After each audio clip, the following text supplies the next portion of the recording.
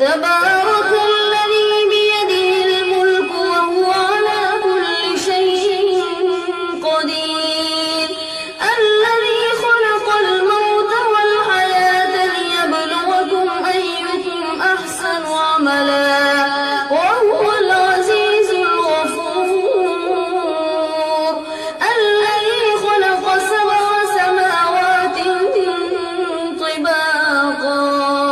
ما ترى في خلق الرحمن من تفاوت فارجع البصر هل ترى من فطور ثم ارجع البصر كرتين ينقلب إليك البصر خاسئا وهو حسير ولقد زينا السماء الدنيا بمصابيح وجعلناها رجوما للشياطين وأعتدنا